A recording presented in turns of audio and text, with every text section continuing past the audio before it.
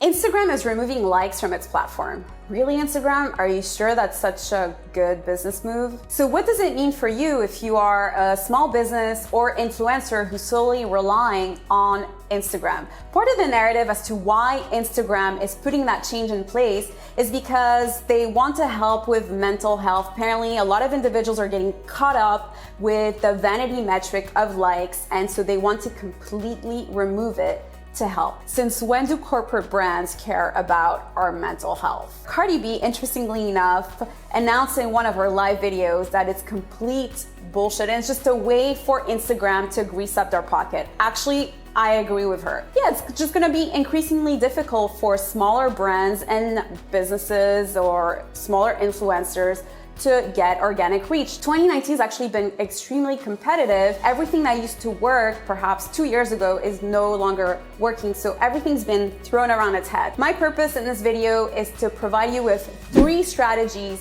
you can put in place that will help you thrive in 2019 and beyond. So who am I exactly? Well, my name is Luna Vega. I'm a digital marketing expert. I've been a digital marketing expert for 10 plus years.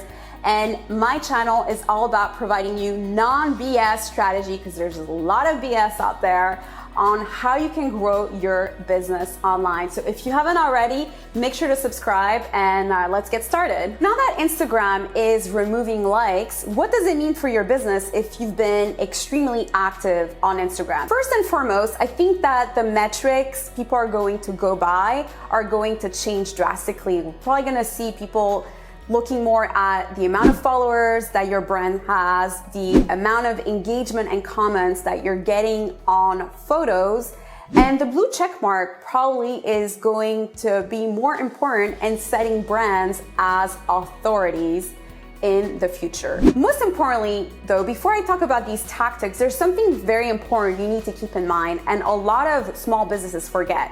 Really, the end goal when someone is going on your Instagram page is for them to either go to your nail shop, to your barbershop, to come and actually experience working with you, or go on your sales page, or if you're an e-commerce store, actually purchase from you.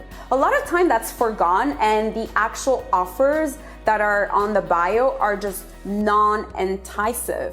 There's no reason for me to go back to your profile after I've interacted with you just because the offer that you're providing in your bio is usually stale. That's a complete different video, and I'll make sure to cover that. First and foremost, let's keep in mind that really now IGTV and Instagram story are gonna continue being increasingly important in helping you grow your audience. Simply because IGTV, Instagram is pushing really hard a lot of that different content. So if you're using the right hashtags, it'll be much easier for your content to get discovered. With Instagram story, it's all about having, well, first of all, behind the scenes content. If you're a nail shop or whatever it is, perhaps having contests, giving individuals like 20% off if they share the content with their friends, etc. There's a lot of different creative ways you can use Instagram story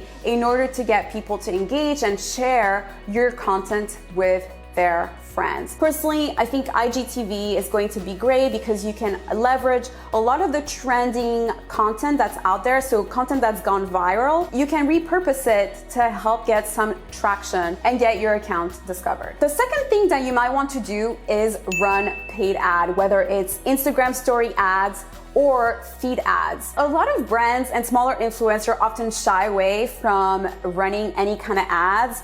And instead of spending all this time trying to figure out how to make viral content, which is actually quite a complicated formula, which takes years of mastering, I often recommend most of these brands to actually go ahead and make the leap and spend the money in advertising, because time equals money. And most importantly, when you're running paid ads, you're able to test different offers to get a sense as to what is actually appealing to people. And what you're doing is you're getting business data. You're understanding, first of all, you're training your Facebook pixel, and you're getting a better understanding of what appeals to your audience. Now, first and foremost, boosting a post for $5 do not don't ever do that. It's a complete waste of money. It's not gonna get you any return on your investment. The first thing you need to do is having retargeting in place. So if you aren't already, make sure that you set yourself up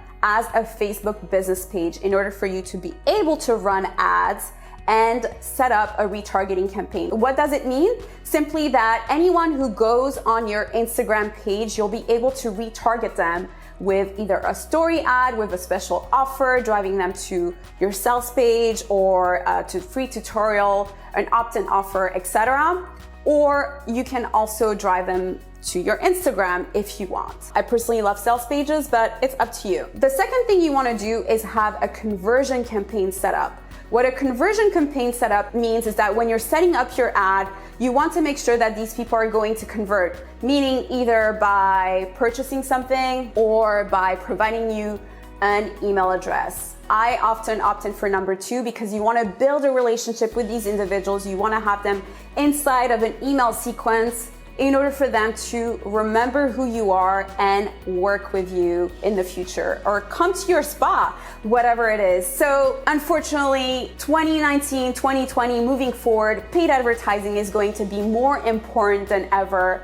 And I really agree with Cardi B, like organic traffic is going to be increasingly difficult. Which brings me to point number 3, TikTok. Yeah, let's chat TikTok. So TikTok is a platform which I think was kind of under the radar because mostly teenagers were on the platform. They were using it to do duets and dancing challenges.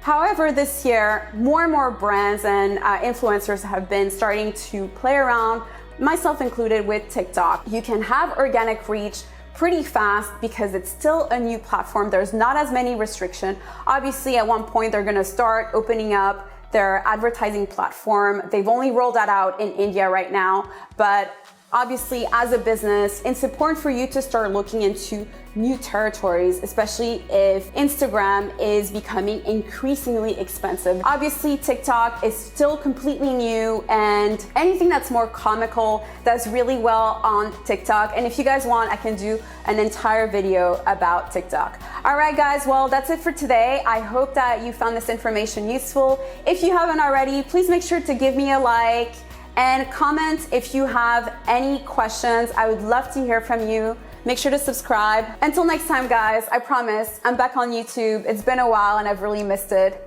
Bye, guys.